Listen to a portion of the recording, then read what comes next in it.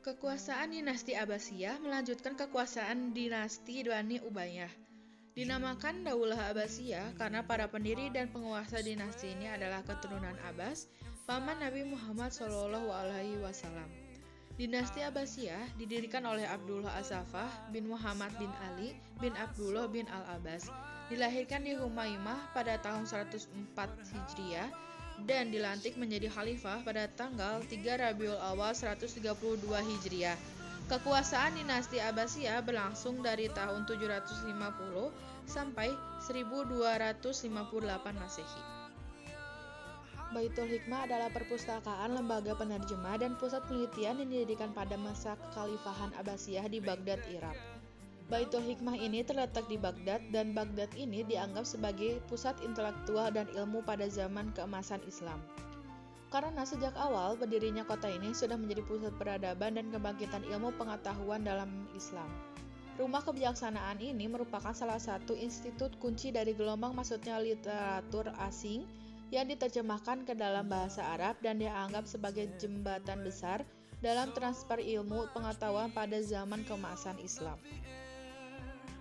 Selama dinasti ini berkuasa, pola pemerintahan yang diterapkan berbeda-beda sesuai dengan perubahan politik, sosial, ekonomi, dan budaya. Berdasarkan perubahan tersebut, para sejarawan membagi masa pemerintahan Bani Abbasiyah menjadi 5 periode, yaitu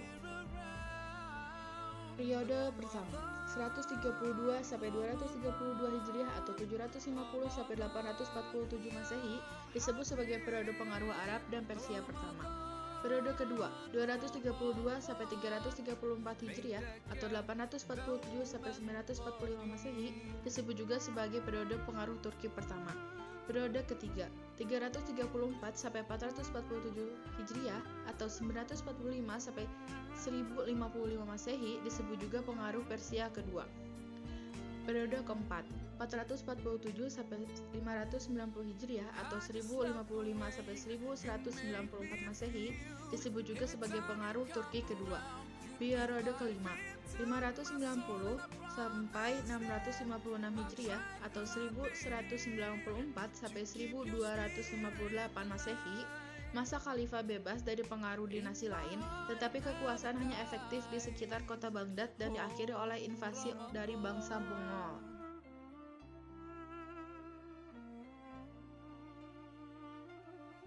Gerakan pembangunan ilmu secara besar-besaran dilintis oleh Khalifah Ja'far al-Mansur setelah ia mendirikan kota Baghdad dan menjadikannya sebagai ibu kota negara.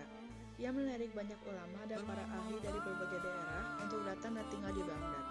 Ia merangsang bukuan ilmu agama, seperti fikih, tafsir, tauhid, hadis, atau ilmu lainnya, seperti ilmu bahasa dan ilmu sejarah. Ilmu nakliyah adalah ilmu yang bersumber dari nakli, Al-Quran, dan hadis yang erat kaitannya dengan agama Islam. Ilmu nakliyah yang berkembang pada masa itu sebagai berikut.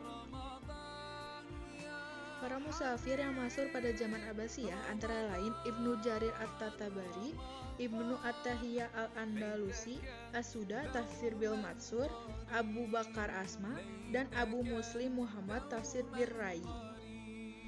Pengumpulan dan pembukuan hadis sudah mulai sejak pemerintahan Khalifah Umar bin Abdul Aziz, salah seorang khalifah Bani Umayyah. Namun demikian, perkembangannya yang paling menonjol terjadi pada masa Daulah Abbasiyah, sebab pada masa inilah muncul ulama-ulama hadis yang belum ada tandingannya sampai zaman sekarang. Ilmu kalam itu ada karena dua faktor, yaitu membela Islam dengan bersenjatakan filsafat, dan karena semua masalah, termasuk masalah agama, telah berkisar dari pola rasa kepada pola akal dan ilmu. Ilmu ini tumbuh dan matang pada zaman Abbasiyah. Inti ajarannya tekun beribadah dengan menyerahkan diri sepenuhnya kepada Allah.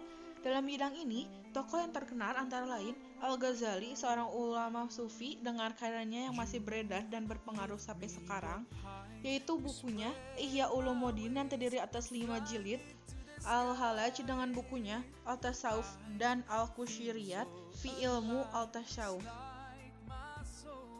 2. Perkembangan ilmu akliyah. A. Ilmu filsafat. B. Ilmu kedokteran. C. Ilmu fisika dan matematika. D. Ilmu astronomi. E. Ilmu sejarah dan geografi. Filosof pertama, Al-Kindi atau Abu Yusuf bin Ishaq. Ia memperoleh gelar filosof bangsa Arab dan ia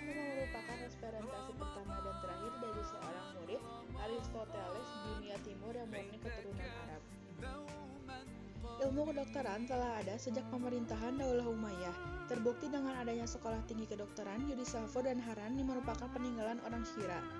Pada masa Daulah Abbasiyah, perhatian khalifah semakin meningkat terhadap ilmu kedokteran dan mendorong para ulama untuk mendalami ilmu ini. Ilmu muslim dalam bidang ini antara lain Al-Hazen, ahli mata dengan karyanya Optik, dan Abdusina dengan bukunya Kanun fi Tib. Dalam bidang ini, ilmuwan yang terkenal sampai sekarang adalah Al-Khawarizmi, Al-Farghani, dan Al-Biruni. Al-Khawarizmi dengan bukunya Al-Jabar wal Muqabalah yang merupakan buku pertama sesungguhnya ilmu yang paling sistematis. Dari bukunya inilah berasal dari istilah Al-Jabar dan logaritma dalam matematika. Bahkan kemajuan ilmu matematika yang dicapai pada masa ini telah menyumbangkan pemakaian angka-angka Arab dalam matematika.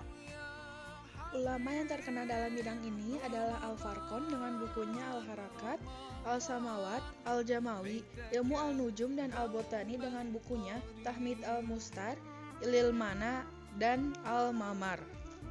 Dalam bidang sejarah, ulama yang terkenal antara lain Ibnu Ishaq, Ibnu Hisham, Al-Waqidi, Ibnu Qutaibah, dan Al-Tabari. Dalam bidang ilmu bumi atau geografi, ulama yang terkenal seperti Al-Yaqubi dengan karyanya Al-Budan, Ibnu Kharzabah dengan bukunya Al-Mawalik wa Al-Mawalik. Pada masa Daulah Abbasiyah, terdapat dua faktor yang menjadi pusat peradaban Islam. Pertama, kota Baghdad yang tak lain merupakan pusat pemerintahan Daulah Abbasiyah yang didirikan oleh Khalifah Ja'far al-Mansur. Kedua, kota Samara yang menjadi pusat seni bangunan Islam. Di sana terdapat kurang lebih 17 istana kecil yang menjadi kiblat arsitektur bangunan bagi kota-kota lainnya. Perkembangan kebudayaan pada masa Daulah Abbasiyah telah banyak mengalami kemajuan pada seluruh aspek kehidupan, baik sosial, ekonomi, politik, militer, kesenian, dan lain sebagainya.